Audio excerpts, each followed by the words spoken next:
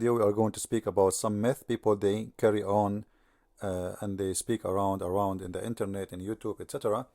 And for sure it's not your fault to believe in it, because there is a big propaganda working in that direction. Now I got this picture from Google, where under the license of a free to use and share. As you see, it's a person reading the Quran, and for sure we mean no insult to anyone in what we are going to talk about. Most of people, they say to you, especially Muslims, they say to you that Quran is the top Arabic language ever created. And in this video we are going to show that this is absolutely not true.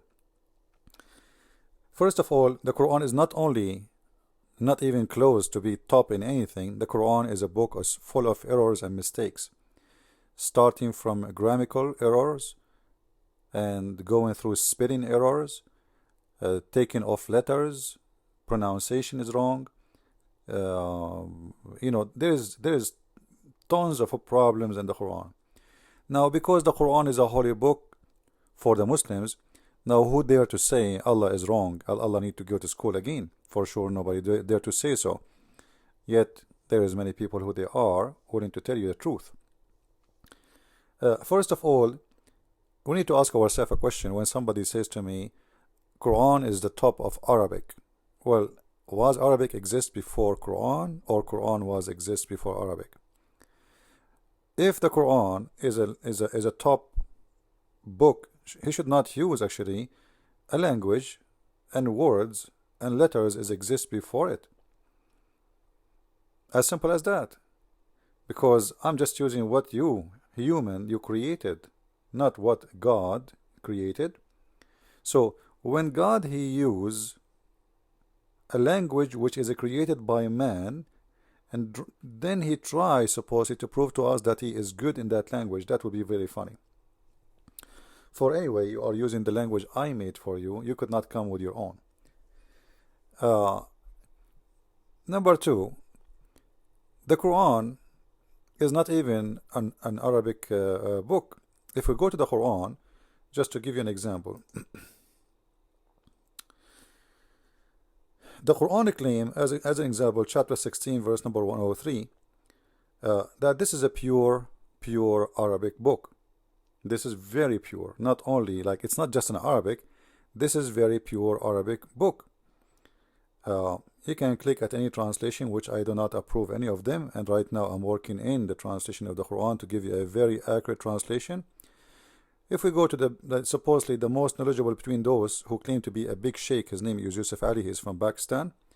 Look what he says about this verse.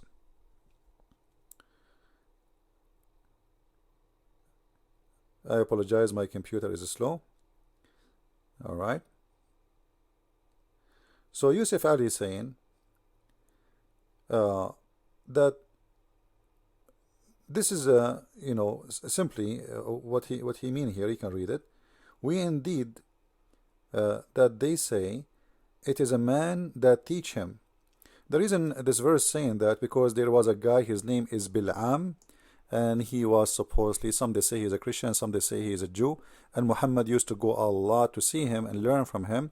So people, they said to him, you know what you are telling us is what you learn from Balaam. We saw you. You keep going there, listening to him, because he keep reading his book loud. So Allah supposedly made a verse here saying to them, well, you know what, the tongue of him, which means Balaam, is a foreign, because this guy is not even an Arab. But this is a pure and a clear Arabic. And I find this is very funny proof that this is not Muhammad copying from others, because first of all, well, the one you are talking to is an Arab too, and they know if this guy is a foreign, he speak Arabic or not. So the accusation will not make sense if you don't speak Arabic at all. Correct? Secondly, if Muhammad is going to him always, why Muhammad going to him if this guy don't speak Arabic? And why Muhammad he listen to him if he do not know Arabic? So either Muhammad he speak more than one language, and that will make sense then, or the guy he speak Arabic very well and Muhammad is learning from him. Otherwise people, they are accusing him that you keep going to Balaam. So explain to us why, you know. And Balaam is a very well-known person who read his Bible loud. Now, I believe that Balaam is one of those Jews who they are Nasara, not Christians. I made videos about this before. I don't want to go there. However, if you concentrate with me here, the Quran says and insists that this is a pure Arabic, and I will show you how the Quran doesn't make sense at all, and it's not made by someone have high authority in Arabic. Forget about God now. We know that there's no God behind the Quran, but just to show you that the one who made the Quran is just a copy paste. He don't know even what is Arabic, what is pure Arabic. If we go to different verse in the Quran, in chapter 6 verse 1, verse number 74, we will see that Abraham, you know Abraham, right? He's the father of the prophet in the Old Testament. So his name is coming in the Quran too. His name is Ibrahim. وَإِذْ قَالَ إِبْرَاهِيمُ لِأَبِيهِ آزَرَ. Now, Azara here, no Muslim knows what this means. So what they do, they think, or they thought that the word Azara supposedly is the name of the father of Abraham. So look where the translation comes because of this ignorance. So also, did we show Abraham the power of the law, etc.? Hold on, just hold on.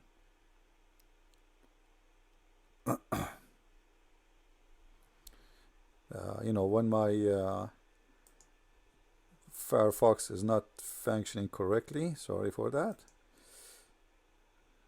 Alright, you see the translation? I'm trying to make it bigger so you guys can see it, but when we zoom in, the page flip. Alright, Lu Abraham said to his father Azar. So the Muslims, and that means the Arab, including the Arab, they could not recognize that Azar is not the name of the father of Abraham. All of us, we know that the father of Abraham is not Azar. You can go to the Old Testament and you will see this is a very bad mistake. So either we accept that the Quran have a mistake and error in the name of the father of Abraham, which is going to be very funny, or we accept that the Quran is not pure Arabic, and that would be a contradiction for what the other verse saying that the Quran is a pure Arabic. Simply, Azar is an Aramaic word mean foolish. Foolish. So if you replace the word Azar with the word foolish, you will see that it makes sense. He's saying to him, foolish, are you going to take idols as God? That makes sense, right? But he said to his father Azar. What do you mean he said to his father Azar? He have two fathers. Why you want to name his father? He have one father. Imagine I say, and he said to his father James. His father James, like there is other father. Either you use the word father, and that there's no need to say the name, or you say the name, and then there is no need to use the word father, because for sure we will know that this is his father. So his father Azar, because simply he said to him foolish, because Muhammad, the old Quran simply was written in a merged book, which is contain Aramaic and Arabic. It's a newborn baby of two languages. This is why we see, because Muhammad is stealing from people who speak Aramaic, as simple as that. So he's copying the story, and he do not know what Azar mean. Muhammad himself do not know what Azar mean. They told him this is what happened. He told his father Azar. So Muhammad put it in the Quran. Muhammad and Abraham said to his father Azar. But do Muhammad know what Azar mean? He do not know. But yet the Quran claim that the Quran is a pure Arabic. And for sure we can show you a long list of words have nothing to do with Arabic. It's amazing how many. Including the word Quran. Even the word Quran is not an Arabic word. The word Quran is coming from the word Qura, which means Qarra wa Ra'a. Qarra, which means he's saying by his lips. Ra'a, which means he saw by his eyes. This is an Aramaic word merged together to make Qara'a Quran. Quran actually is not even correct in Arabic, but it makes sense more in the Aramaic. So the Quran have nothing to do with being the best, and actually we have in the history something it's called al-mu'allaqat.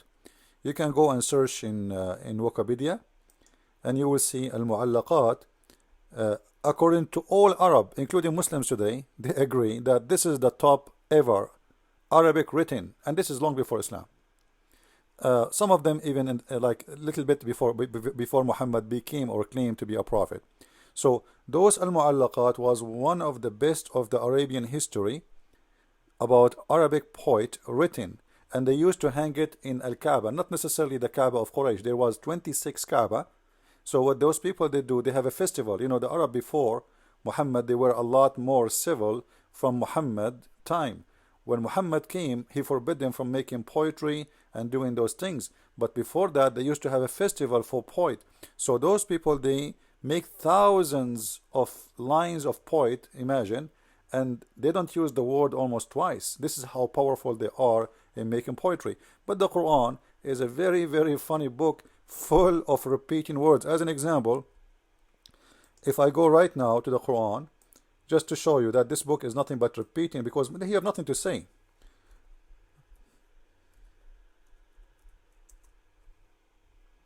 Look, this is the same verse exactly in front of you. Same verse. I'm not talking about same word now. The same verse. The same verse. Look, look, look. Look. The same verse. The same verse. The same verse. The same verse. The same verse. The same. The same. The same. The same. You know, the same verse. Look, where is the book? Where is the book? You know, if you do that in Arabic, you get 0. If you repeat the same thing, people will say, look like you are out of words and you have nothing to say, so thank you very much, your Arabic is very weak. The same. Where is the unique, you know, if we go to the point of those men, we will see how fantastic it is. They don't even repeat the same word twice.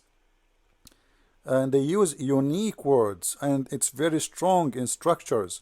So the Quran is a very, very weak Arabic book. It's not what people say, especially Muslims. Remember, Muslims, they try, because their prophet have no miracles, so they try to make the Quran is a miracle. But the fact the Quran is not miracle at all, it is the opposite. And this is why, actually, you can go and read my book. It's called Quran and Science, and you will see how there's tons of errors, scientific errors, historic errors, all kind of errors in the Quran. As you see, like it's endless. I'm just flipping pages. Same verse all over the Quran. This is not, imagine Shakespeare, he repeat the same sentence in the same page forever. That is not even funny. That is even very silly. So what we notice here, that what Muslims they speak about, that the Quran is fantastic, the Quran is amazing, it is not really what it is. It's a mix of languages, and it's mix of foreign words. As an example, the word Injil, Tabut, Qalam, Noon, Al-Qalamu wa ma yasturun. You know, if we go to the chapter of there is tons of chapters actually. Like if we ask the Muslims what they mean, they will say to you, only Allah knows. What do you mean all Allah knows? You know, the funny, the Quran says that we made it pure Arabic so you can understand, but yet the Muslims cannot understand their Quran, and there's thousands of interpretation for the Quran, and still Muslims don't agree about the meaning of a verse in the Quran. Why Allah He sent the Quran in a pure Arabic? So you might understand, but did the Arab understand? Obviously not. And this is a very clear proof that there's a failure here, because if you Muslim they want to say to me the Quran is very hard, top language, well, that's a failure if this is true. However, it's failure again, even if it's not true. Why? Because the proof, people could not understand it, for it is weak and it is rubbish and it's mixed up. There's no connection between. Here we go. And we send this is as a pure Arabic. Okay, so what we get from this? Still people don't understand, you know. Look what the Quran in this verse saying in chapter 41 verse number 44. If we made the Quran foreign tongue, they will say, we wish if he made it Arabic and clear. Read it.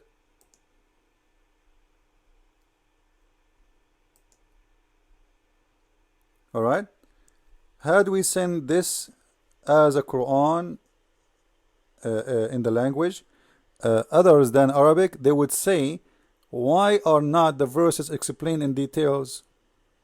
Alright, So if Allah sent it in foreign language, they will not understand. So he had to send it in Arabic. And supposedly Arabic will make them understand, but still they could not understand. And until now, the Muslims cannot understand the Quran. And there's tons of verses, they have no idea what it's mean. And actually, even the Quran itself says that there is a big part of the Quran nobody understand. But yet we just saw the Quran saying that this is a book, we send it in clear details to make it clear. But the Quran confirm that there is a huge part of the Quran nobody knows what they mean, save Allah. Alright? And this is the verse in front of you, chapter 3, verse number 7. So the Quran is so powerful to the point nobody understand it, and that amazing power and amazing powerful book. That is very funny and very weird. Imagine I write a book and you buy it from me. You go to Amazon, you purchase my book, and then you send me a review says your book is amazing to the point I could not understand anything. That's really amazing, isn't it? So obviously they could not understand the book, and the book is very confusing.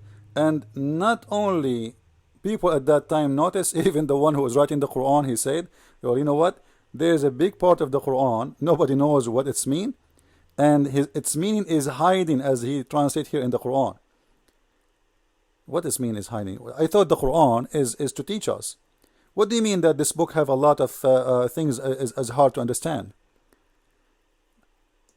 And those things which are very hard to understand and nobody understand, and by the way it says, and nobody understands save Allah. Nobody understand them save Allah. So what the point of sending the no one, read with me, but no one knows its hiding meaning except Allah. This is very simple reason to say, I mean the reason of this to say, because Muhammad was stealing from others and copying from others, so he do not know what they mean. So don't ask me, I have no idea. Like, hey Prophet, what Azar mean? I don't know, only Allah knows. So he come with this story of only Allah knows because simply he do not know what is the real meaning, for he is copying it from others. And this is a different story. Maybe we can talk about it in our coming Arabic class. Please subscribe to our channel. Don't forget to subscribe, inform your friends. Our channel is going to be not only to teach you Arabic, but is going to teach you culture, history, logical, and you will know a lot about the Middle East and about the Arab culture and about what Arabic is about for real. We are not going to make things, let us say, with makeup. We will give you things as it is, and this is the best way to learn. Subscribe. Thank you very much. Share with your friends. God bless.